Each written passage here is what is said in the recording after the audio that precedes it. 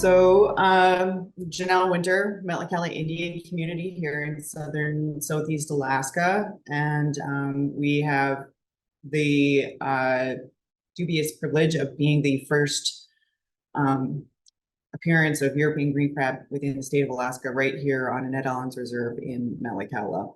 So we titled our presentation "On the Leading Edge." See if I can figure out how to advance the screen. There we go. If you don't know where Metlakatla is, we are the Ned Islands Reserve, the only reserve within the state of Alaska. We have our own tribally managed hatchery, fisheries. We're only about 15 miles from Ketchikan. And there's going to be some acronyms that you'll see throughout this presentation: Ned Islands Reserve, Metlakatla Indian Community, European green crab, and environmental DNA, among others.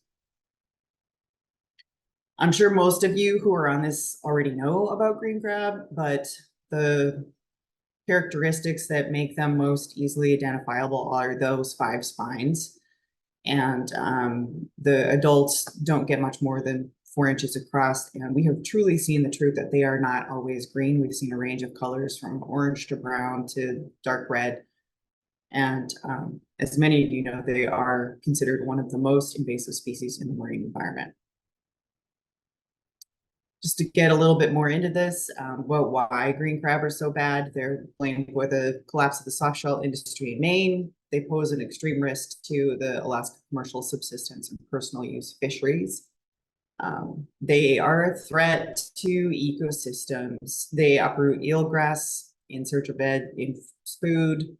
They damage habitat for juvenile Dungeness and other key habitat species. So for us in southern Southeast Alaska, it's a really important issue for us to address quickly. These images from some green crab that were caught on the west coast of British Columbia in 2022, and the numbers that they were catching were alarming to us, which is why we were kind of looking at the distance of this spread.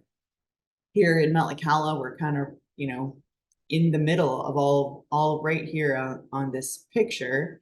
It's only 686 miles from where we are in a Ned Islands Reserve to Seattle.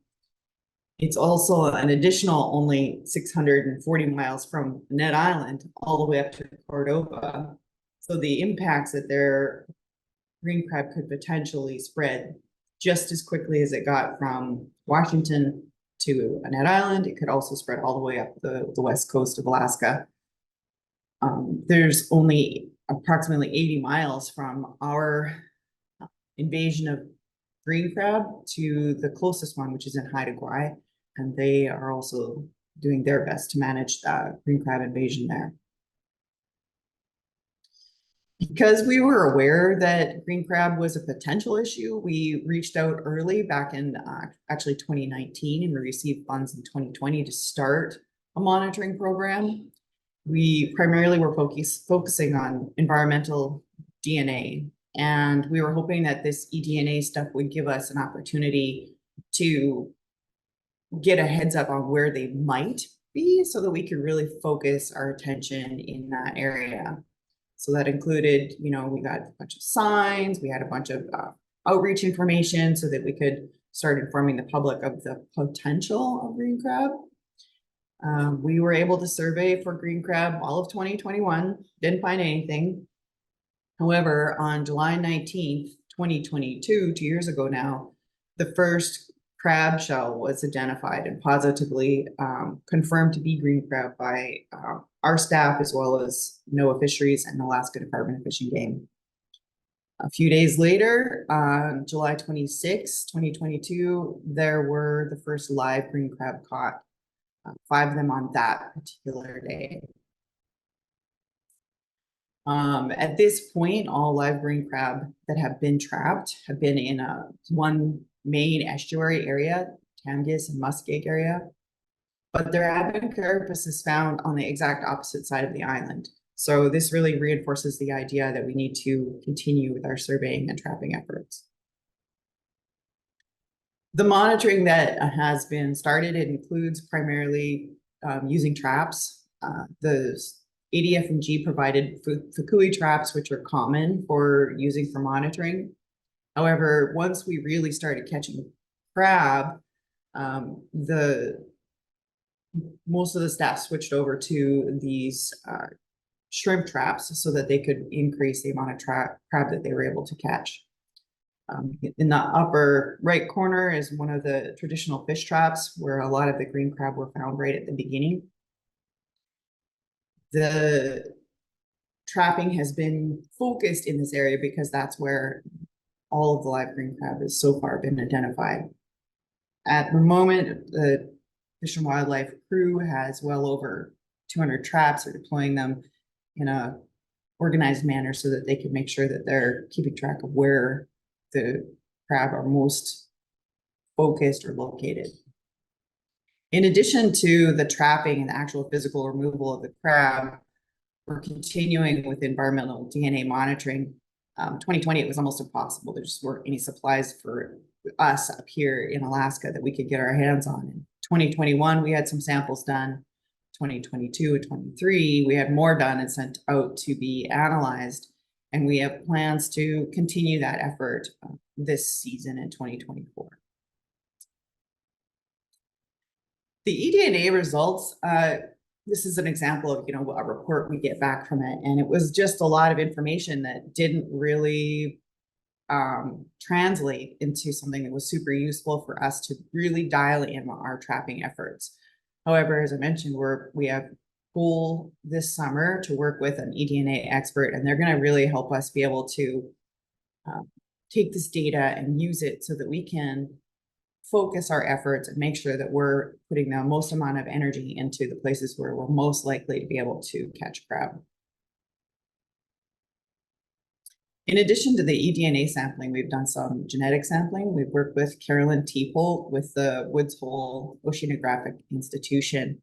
And she took some of the genetic samples and she was able to identify that the green crab in Alaska most likely came from two sources. They're from both Washington populations and British Columbia populations. And this is not entirely surprising, but what this really does is the fact that there's multiple age classes, a variety of genetic resources. It means that this population that's here in Alaska is genetically diverse and it's going to be able to persist in the Alaska environment. So for us here in Alaska, that just raises the bar that we need to be really aware of the fact that this population is established and could continue to spread. So where are we? So the current crab trap, we've been trapping since 2021. In 2022, they got the first crab on the island, 2026 first live crabs. And as of March 2024, they're just around 3,100 crab that have been removed from the waters of Annette Island. In 2023, and starting in April, we found some gravid females. There were a total of 10 that were caught or trapped that gave evidence that this is a established reproducing population of European green crab. So we were trying to do some observations and trying to figure out how this tracked out because there were definitely peaks and spikes in the trapping effort. In 2022, there was a total of 773 crab that were removed. By the end of 2023, that was just around 2,800. And then over the winter, there have been a few events where we've been able to get out trapping. So we're now over that 3,000 mark. The catches are spiking. We're kind of catching these little spikes, and some of them aren't consistent with data saying that, you would ordinarily be able to reduce your trapping effort during the fall months. We've actually seen some pretty significant spikes during October of 2022 and then the fall of 2023. We do suspend trapping during times when the weather's really bad because we don't want to damage any of our traps, and we certainly don't want to have unnecessary damage to bycatch that are in any of those traps. So the crew is just getting geared up again to get really rolling on trapping this summer.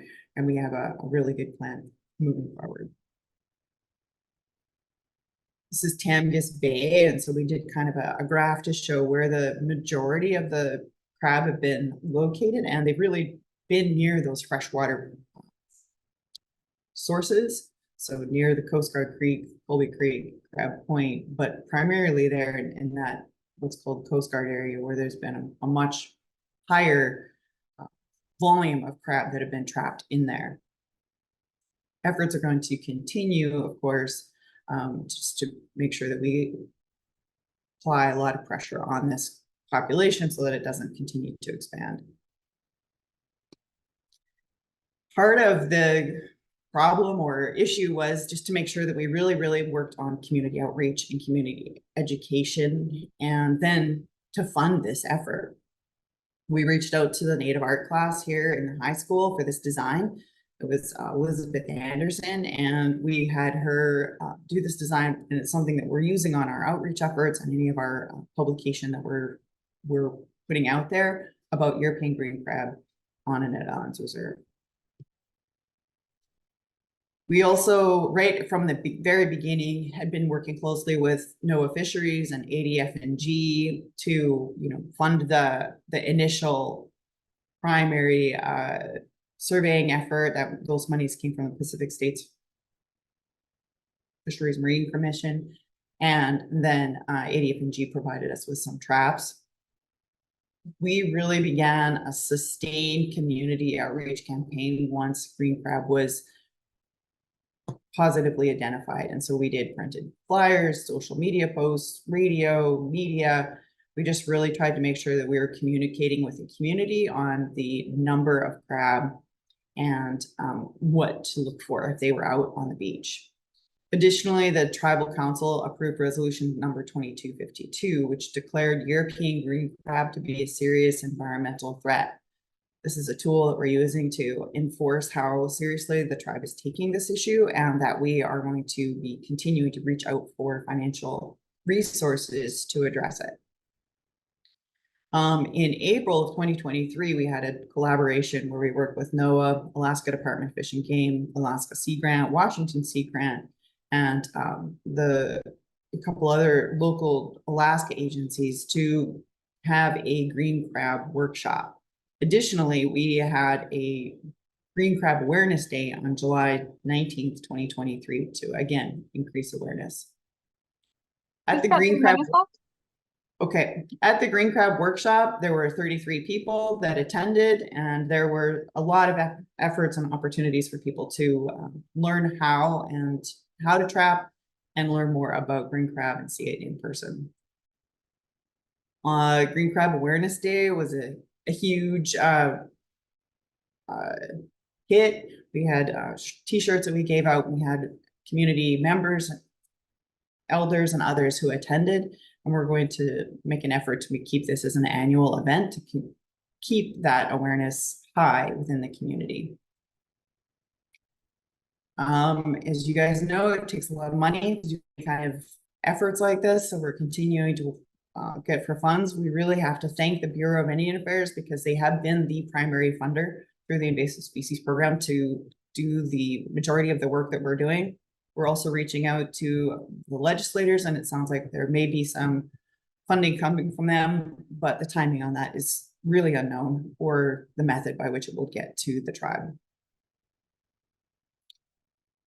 We are going to keep at it. It is a priority for Metlakatla Indian community to reduce the risk to our subsistence resources. So this is an ongoing effort. We're going to keep working at it. We're going to continue to work with our partners, reaching out to the tribes in the region around us to make sure that we're working closely with them, keeping up good communication so that we can make this a joint effort. If you have any questions, you can reach out to Dustin Winter. He's the department director of the Fish and Wildlife Department here in Metlakatla, or myself. And I just wanted to acknowledge the Green Crab team, as well as the various partners and agencies that have been helping us with this effort, and really appreciated everybody's hard work on all of it.